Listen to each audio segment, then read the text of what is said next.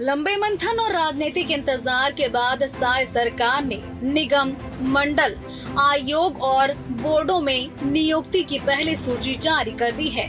13 संस्थाओं में 25 नेताओं को नई जिम्मेदारियां सौंपी गई हैं। राज्य महिला आयोग की अध्यक्ष के रूप में डॉक्टर ममता साहू की नियुक्ति सबसे चर्चित रही। वहीं गौरी शंकर श्रीवास को राज्य के शिल्पी कल्याण बोर्ड की कमान दी गई है। इन नियुक्तियों को संगठन में लंबे समय से सक्रिय कार्यकर्ताओं के सम्मान के तौर पर भी देखा जा रहा है। सरकार ने अनुसूचित जाति आयोग, अनुसूचित जनजाति आयोग, श्रम कल्याण मंडल, मछुआरा कल्याण बोर्ड, गौ सेवा आयोग, फिल्म विकास निगम, बाल अधिकार संरक्षण आयोग, रायपुर विकास प्राधिकरण सहित कई महत्वपूर्ण संस्थाओं में नई नियुक्तियां की हैं। भाजपा का कहना है कि इससे सरकार की योजनाओं के क्रियान्वयन में तेजी आएगी और संगठन को नई ऊर्जा मिलेगी। लेकिन राजनीतिक गलियारों में चर्चा इस बात की भी है कि यह सिर्फ पहला चरण है और अभी कई दावेदारों की उम्मीदें बाकी हैं। माननीय मुख्यमंत्री विष्णुदेव साय जी ने कुछ रिक्त जो निगम और मंडल थे उनमें नियुक्तियां की है और निश्चित रूप से निगम और मंडल के कामों में गति आएगी। सरकार की योजनाओं को नीचे तक लेकर जाने में और मददगार होगा। कार्यकर्ताओं की सत्ता में सहभागिता भी इससे बढ़ी है। उधर कांग्रेस ने नियुक्तियों पर सवाल उठाते हुए दावा किया है, भाजपा सभी दावेदारों को संतुष्ट नहीं कर पाएगी। कांग्रेस का कहना है कि टिकट की तरह निगम मंडलों में भी दावेदारों की लंबी कतार है जिन्हें जगह नहीं मिली। उनकी नाराजगी आने वाले दिनों में खुलकर सामने आ सकती है। विपक्ष इसे भाजपा के भीतर बढ़ते अंतर विरोध का संकेत बता रहा है। आज लगभग 2.5-3 साल बीत गए इस सरकार को बने हुए, अपने निगम मंडलों का भी पूरी तरह से गठन नहीं कर पाए थे और उसके कारण से भारतीय जनता पार्टी के नेताओं कार्यकर्ताओं में जबरदस्त नाराजगी सरकार के प्रति आज जो बनी हुई थी, उसी नाराजगी को दूर करने के लिए आनंद फानन में आज जो नियुक्तियां की गई है और इस नियुक्ति के बाद में तो और भी ज्यादा असंतोष बढ़ गया है। जिस तरह से नियुक्ति हुई उससे बड़े पैमाने पर भारतीय जनता पार्टी के नेतागण निराश हो गए हैं कि उन्हें अवसर मिलना चाहिए था, जिन्हें अवसर नहीं मिला। तो ये तो भारतीय जनता पार्टी में पूरी तरह से आज जो है काफ़ी अधिक मतभेद है, काफ़ी अधिक आपस में मारा पीटी है, खींचातानी है। निगम, मंडल, आयोग और बोर्डों में नियुक्तियों का पहला दौर पूरा हो चुका है, लेकिन राजनीतिक समीकरण अभी पूरी तरह से तय नहीं हुए हैं। सरकार इसे संगठन और प्रशासन के बीच बेहतर समन्वय की पहल बता रही है, जबकि विपक्ष इसे असंतोष की शुरुआत मान रही है। अब सबकी नजर अगले चरण की नियुक्तियों पर होंगी, क्योंकि वही तय होगा कि भाजपा संगठन को पूरी तरह साध पाती है या दावेदारों की नाराजगी नई राजनीतिक चुनौती बनती है। Bureau report, TV 24।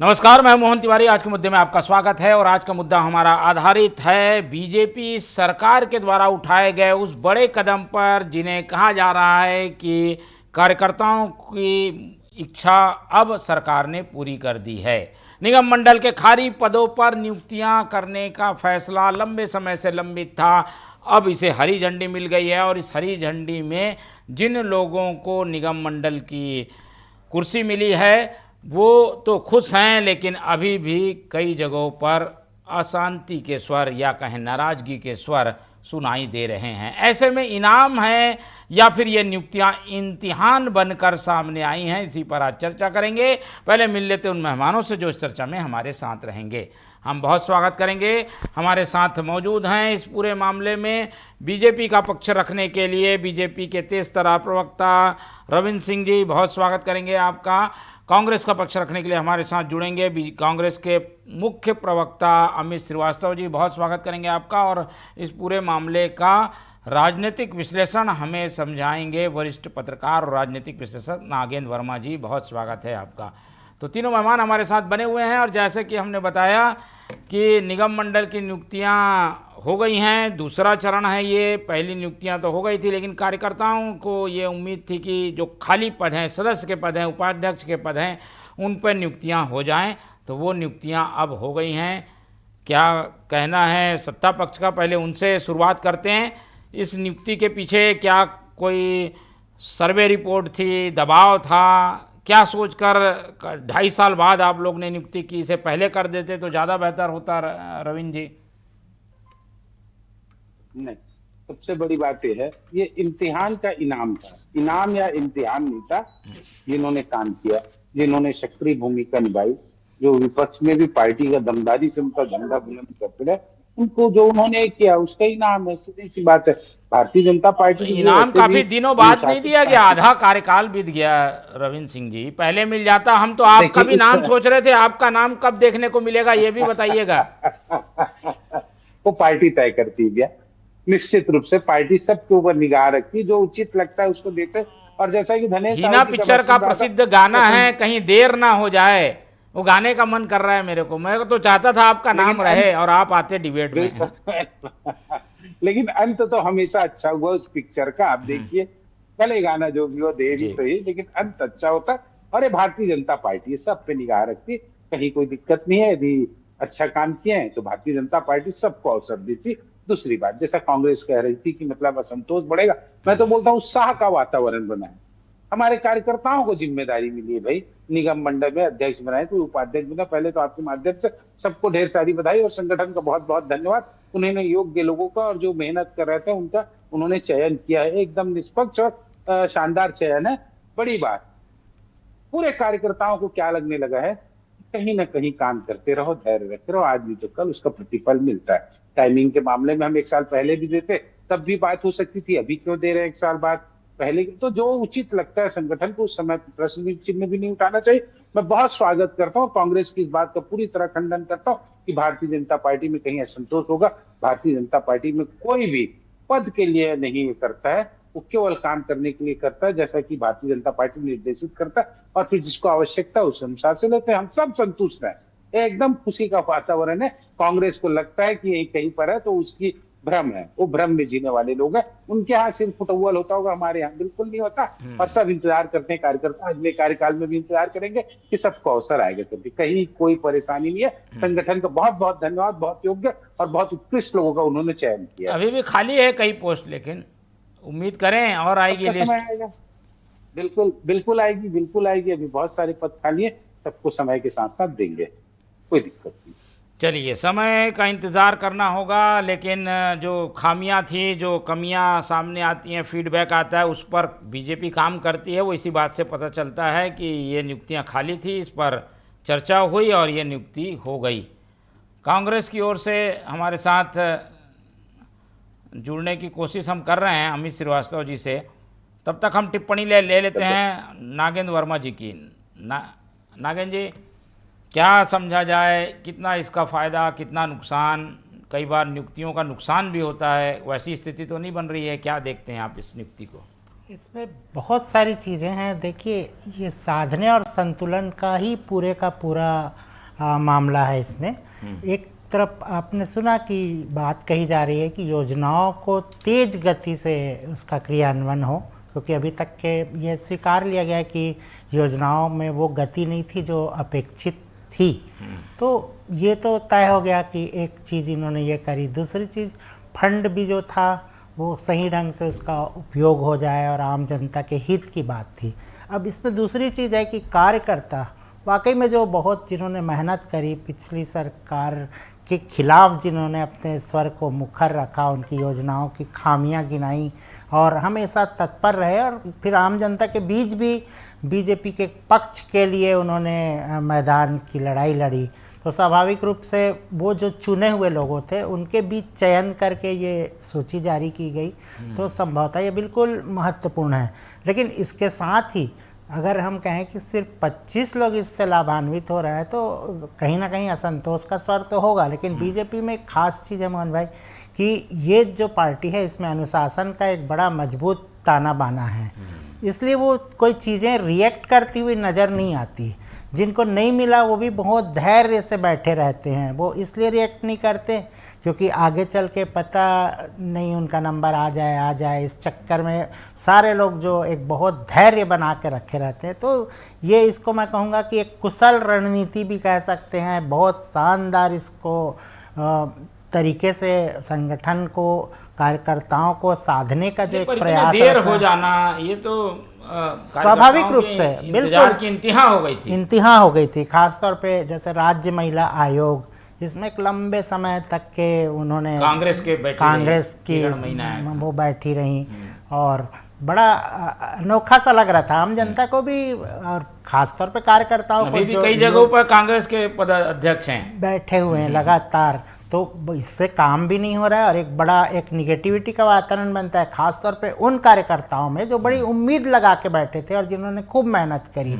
तो अब धीरे धीरे वो बादल छट रहा है, लेकिन अभी भी मुझे लगता है कि इससे ठीक है, बहुत सारा तो इन्होंने साध लिया 25%, लेकिन 75% असंतोष का वातावरण भी कहीं ना कहीं बनता नजर आ रहा है, भले वो ना दिखे। अब उसका रिएक्शन कैसे होता है ये तो आने वाले समय क्या ध्यान रखना होगा बीजेपी को, ये सब इस समय बहुत सतर्क होना पड़ेगा। और दूसरी सूची मुझे लगता है कि अब उसको बहुत विलंब नहीं करना चाहिए, जितना जल्दी हो सके तब तो एक तो काम भी हो पाएगा और सरकार को भी बेहतर तरीके से अगली पारी की तैयारी करने का एक अच्छा मौका मिलेगा। अच्छा काम करने के बाद बीजेपी जो है फिर से वापस आने की अपनी कवायद में ठीक है, क्योंकि नेता जो हैं वो तो पोस्ट पा जाते हैं, विधायक जीत जाते हैं, कार्यकर्ता इसी उम्मीद में रहता है कि भाई उसे क्या मिलेगा और हमेशा इस उम्मीद में लगा रहता है कि उसके लिए जो पोस्ट है मनोनयन वाले वो हो जाएं, और उसमें देरी होती है तो फिर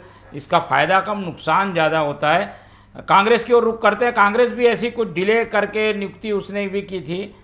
बात करते हैं अमित श्रीवास्तव जी, मेरी आवाज़ मिल रही है आपको? मिल रही है। ठीक है, आपसे जुड़ने की कोशिश करते हैं। आप वीडियो में जुड़ पा रहे हैं क्या?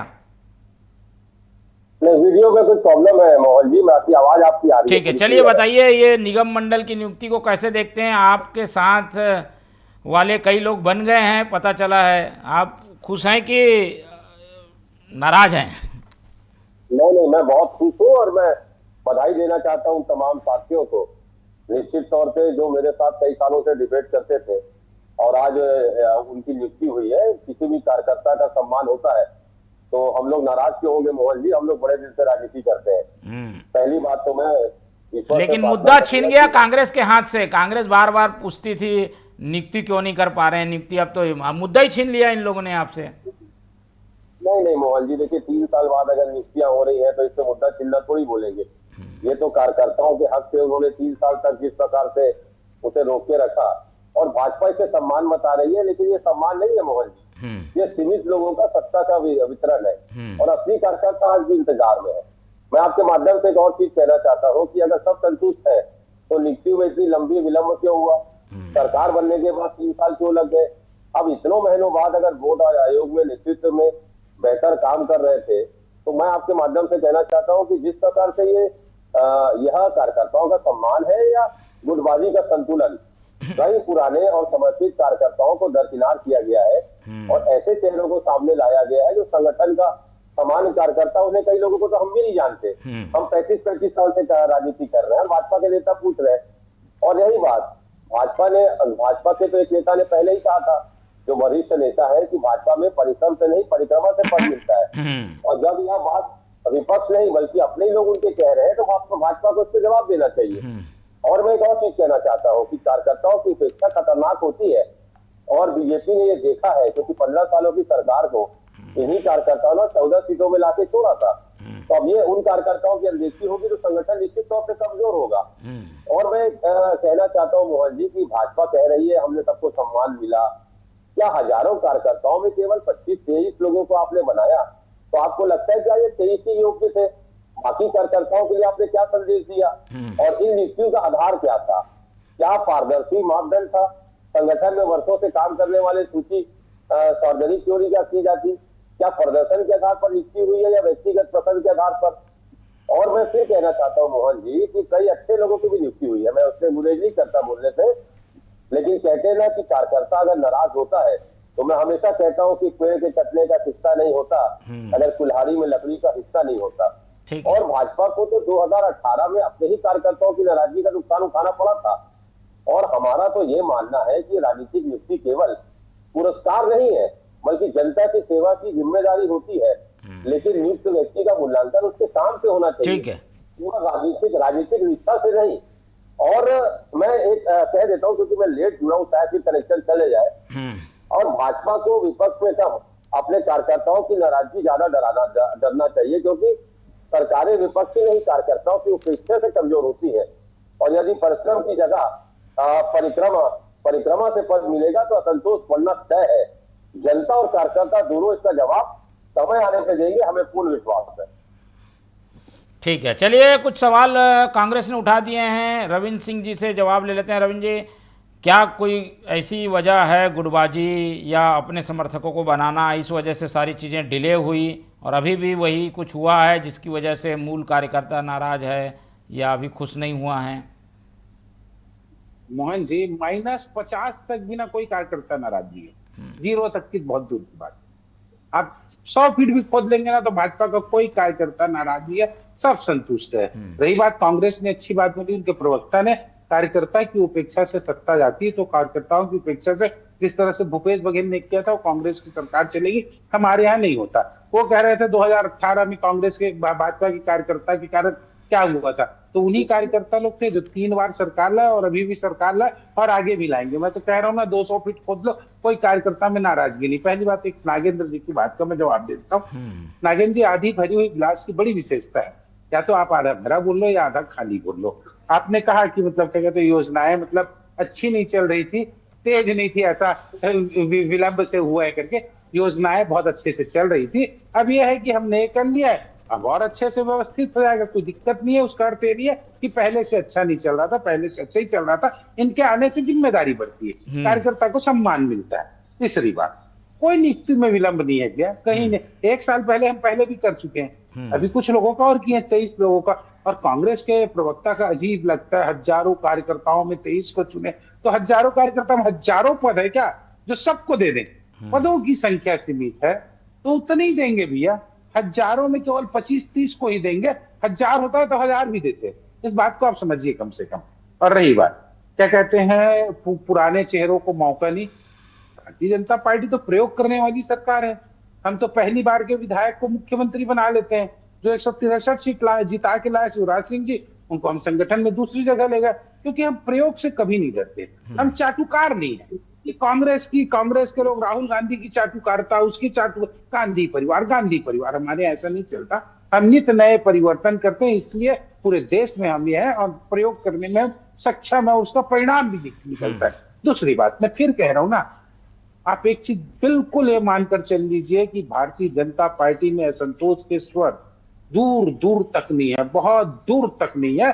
सब कार्यकर्ताओं ने पहले ही कहा, उत्साह का वातावरण है, सभी कार्यकर्ताओं को लग रहा है मैं काम करूंगा तो मुझे मतलब हमेशा पद भी मिलेगा। और हम पद के लिए नहीं, संगठन के लिए काम करते हैं, पहला हमारा सिद्धांत है। तो पहली बात, हमारे दिमाग में नाराजगी आती ही नहीं मिला कोई दिक्कत नहीं, कुछ कमियां होगी और काम कर लेंगे। कहीं कोई हमारे लिए सबसे बड़ी सत्ता, संगठन जो में हम सत्ता में आते हैं, सेवा का माध्यम होता है। हम किसी के लिए वो नहीं करते, हम जनता की जितनी सेवा कर लें वही है। ठीक है, कोई विधायक बन के कर रहा है, कोई सांसद बन के कर रहा है, कोई पदों में आके कर रहा है, कोई संगठन के माध्यम से मजबूत हो रहा है। आज नहीं तो कल नहीं तो परसों भारतीय जनता पार्टी में हर कार्यकर्ता को चिन्हांकित किया जाता है, इंगित किया जाता है, उनकी समीक्षा रहती है। हमें अपने बारे में जितना नहीं मालूम, उससे ज्यादा हमारे संगठन को पता होता है हम क्या कर रहे हैं। और कोई ऐसा मापदंड नहीं ना कि प्रदर्शन करे तब होगा। सबसे बड़ी बात है हमारी योग्यता को, हमारी प्रतिभा को, हमारी क्षमता को भारतीय जनता पार्टी के हमारे जो शीर्षक नेतृत्व बैठता निष्पक्षता से ना आकलन करता है, उसका मूल्यांकन करता है, उस हिसाब से हमें पद भी दिया जाता है। नहीं भी मिले तो हमारे लिए संगठन बड़ी बात है। सबसे बड़ी बात, भारतीय जनता पार्टी की सरकार है जो अंत्योदय की लक्ष्य को लेकर चलता है, अंतिम स्तर तक हम जाते हैं, इसी में हम संतुष्ट हैं। ना भी पद मिले तो भाजपा का कार्यकर्ता होने का गर्व हमें हमेशा रहता है। ठीक है, चलिए। तो बीजेपी इस बात को लेकर आश्वस्त है कि इस पूरे मामले में उनको कोई ज़्यादा नुकसान जैसी स्थिति नहीं है, बल्कि ये निर्णय फीडबैक के आधार पर लिया जाता है। नागिन जी, क्या लग रहा है, अब चुनावी मोड में जाने के मूड में है क्या बीजेपी? शायद इसीलिए ये सारे निर्णय जो अटके थे, रुके थे, कार्यकर्ताओं को लेके चलना, ये सारी चीज़ें होने लगी है। बिल्कुल, ये मैंने आपको पहले ही कह दिया था कि ये उसी की कवायद है, क्योंकि जब चेत रहेगी, जब लोग जागेंगे, और स्वाभाविक रूप से ये तो अवलोकन किया ही गया है और चीज़ों को तभी ना ये काम किया गया, नहीं तो और लंबा समय लग सकता था इसमें। आखिर क्यों टाइम पे यह करने की कोशिश की गई? हालांकि विलम्ब तो हो ही चुका है, काफ़ी लंबा समय गुजर चुका, इसके पहले ही ये पद भरे जा चुकने चाहिए थे। लेकिन अब आने वाले समय में फिर वही मैं दोहरा रहा हूँ कि जो बाकी पद हैं अगर जल्दी नहीं भरे गए तो शायद और दिक्कतें पैदा होगी। और बात ये कही जाती है संतोष असंतोष, इसमें बहुत सारी चीज़ों को सिर्फ प्रतिपक्ष कांग्रेस नहीं देखता, आम जनता भी देखती है, क्योंकि उनको साबका जो पड़ता है, काम किस तरीके से सरल तरीके से हो, इन्हीं कार्यकर्ताओं के माध्यम से उनका काम होता है। अगर यही लोग सक्रिय और सशक्त नहीं रहेंगे और चीज़ों को नहीं समझेंगे बुझेंगे, जनता के पास तो इनको जाना होता है, तो कहीं ना कहीं इसका असर तो पड़ता दिखाई देता है। और इस चीज़ को समझ के ही ये निर्णय लिया गया है। अभी आपने देखा ना कि एक इशारा हुआ भी था कि ऐसा ना हो कि चयन में, ठीक है कि बीजेपी कई बार सरप्राइज करती है, नए लोगों को लेके आती है, लेकिन कई बार इस तरीके का आक्षेप भी लगते हैं कि चहेते लोगों को ही पदों में बिठा दिया गया है। इन सब से भी बचने की बहुत सारी ज़रूरत है और सही व्यक्ति को सही जगह पे बिठाना भी एक बहुत बड़ी चुनौती रहती है। तो इस चीज़ को कितना बेहतर तरीके से किया गया, ये तो अब अंदर खाने की बातें हैं और वो बहुत आगे दिखेगा आपको कैसा होता है इसका परिणाम। ठीक है, श्रीवास्तव जी, क्या आप लोगों की क्या रणनीति है? अब ये तो चुनावी मोड में आ गए ऐसा लग रहा है बीजेपी का। हम तो लगातार चुनावी मोड में है, लगातार सत्ता से लड़ाई लड़ रहे हैं, सड़क से सदन तक लड़ाई लड़ रहे हैं। लेकिन आपने कहा था, मैं आपके प्रश्न का उस समय पूरा जवाब नहीं दे पाया था। मुझे बड़ी खुशी है, मैं नाम लेके बोल देता हूँ, मेरे अनुज गौरी शंकर जी की नियुक्ति की, क्योंकि लगातार हम लोग कई सालों से डिबेट कर रहे हैं और विश्वास रखें मोहन जी, हम लोग कांग्रेस ज्यादा मांग कर रही थी उनको बनाओ करके, बीजेपी से ज्यादा कांग्रेस में मांग उठ रही थी। देखिए, अब कम से कम डिबेट में कम आएंगे। नहीं, मैं तो सबसे ज्यादा डिबेट गौरी के साथ करता हूँ, तो मैं तो मुझे बड़ा अच्छा लगा।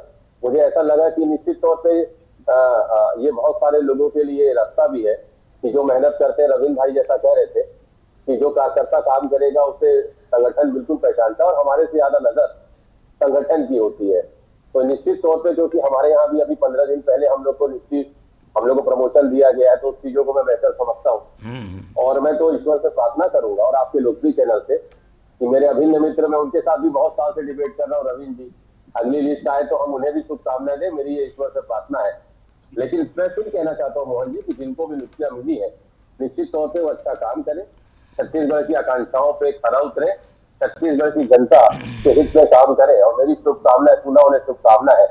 मुझे जो कहना था मैंने पहले से इस पे कह दिया, लेकिन अब क्योंकि वो बने हैं तो निश्चित तौर पर हम बड़े बड़े दिल से राजनीति करते हैं। और मुझे पता है कि कहीं मैंने कोटेशन पढ़ा था कि छोटे मन से कोई बड़ा नहीं होता, जो अटल जी ने कहा था, उसी प्रकार से टैग लाइन किसी ने भेजा था, तो मुझे वो याद है कि आप पैर की मोच और छोटी सोच आगे आदमी को बहुत आगे नहीं ले जाती है। तो सोच बड़ी रखनी चाहिए और आदमी को फिट रहना चाहिए, क्योंकि जो फिट है वो हिट है। और मैं आपको एक और बात बता दूं कि आज से 25 साल पहले हम और गौरी शंकर 5 साल तक जिम पार्टनर थे, तो इसीलिए मुझे वो कोटेशन याद आया। तो निश्चित तौर पे मैं आपके माध्यम से पुनः उन्हें बधाई देना चाहता हूँ जिनकी नियुक्ति हुई है। बाकी सारी बातें दिगर है। ठीक है, चलिए, नियुक्ति तो हो गई है, लेकिन आगे क्या होने वाला है वो भी समझ लेते हैं। बीजेपी अब अगला टास्क क्या लेकर चल रही है रविंद्र जी? क्या होगा, कैसे होगा, काम में लगाया जाएगा, क्या उपयोग होगा? सबसे बड़ी बात तो है भैया कि जनता ने बहुत उम्मीदों से भारतीय जनता पार्टी को चुना है। कांग्रेस में जिस तरह से भ्रष्टाचार हुआ था उसको हटा के, मतलब हमारी पहली प्राथमिकता है कि जनता की पूरी अपेक्षा को ना, जो हमारे घोषणा पत्र में है, पूरी निष्पक्षता से और पारदर्शिता से पूरा कर ले। कहीं कोई दिक्कत नहीं, हम तो चुनाव में बाद में जाएंगे, जब चुनाव होगा तब होगा। लेकिन अभी हमारा प्रयास है कि हमारी योजनाएं हैं, केंद्र सरकार की योजनाएं हैं, मोदी जी ने जो जो मतलब स्वप्न देखे थे, जो हमारा ध्येय था, जो हमारा लक्ष्य है, उसको ठीक अभी है। पूरा करने। और दूसरी बात, ये हमारे अभी जो पदाधिकारी मंडल निगम में आए हैं, ऐसा नहीं कि जब वो मंडल निगम में आए तभी काम करेंगे, उसके पहले भी वो बहुत अच्छा काम कर रहे थे। अब जिम्मेदारी आ गई और जिम्मेदारी के साथ कर्तव्य भी निर्धारित होते हैं, तो उनके कर्तव्य और निर्धारित हो जाएंगे, उसको बहुत अच्छा करेंगे। हम अगली बार भी सरकार में आएंगे, पहला उद्देश्य यही है कि जनता को सुशासन और जनता की सुविधाओं में विस्तार हो सके। और अच्छा लगा मुझे अमित जी ने भी कहा कि हम बड़े दिल से काम करते हैं, ईश्वर करे सारे राजनीतिक दल बड़े दिलों से काम करें, ठीक। आपस में मतभेद सिद्धांतों की नहीं हो सकते, लेकिन मनभेद ना हो। चलिए ठीक है, हम भी यही उम्मीद करते हैं और इसीलिए मान रहे हैं कि इनाम भी मिला है और इम्तिहान भी शुरू हो गया है। इम्तिहान में क्या होता है जो निगम मंडल में अब बने हैं उस पर हमारी निगाह बने रहेगी। फिलहाल चर्चा के लिए इतना ही समय था, इसलिए चर्चा यहीं ख़त्म करते हैं। इस चर्चा में हमारे साथ नागेंद्र वर्मा जी जुड़े, उनका धन्यवाद। अमित श्रीवास्तव जी ने समय दिया, उनका धन्यवाद। और रविंद्र सिंह जी हमारे साथ बने रहे, उनका बहुत बहुत धन्यवाद। तो तीनों मेहमानों को धन्यवाद कहते हुए आज की चर्चा यहीं ख़त्म करते हैं और आप लोग से रखते हैं उम्मीद कि आप लोग देखते रहेंगे TV24। रखिए अपना बहुत ख्याल। नमस्कार।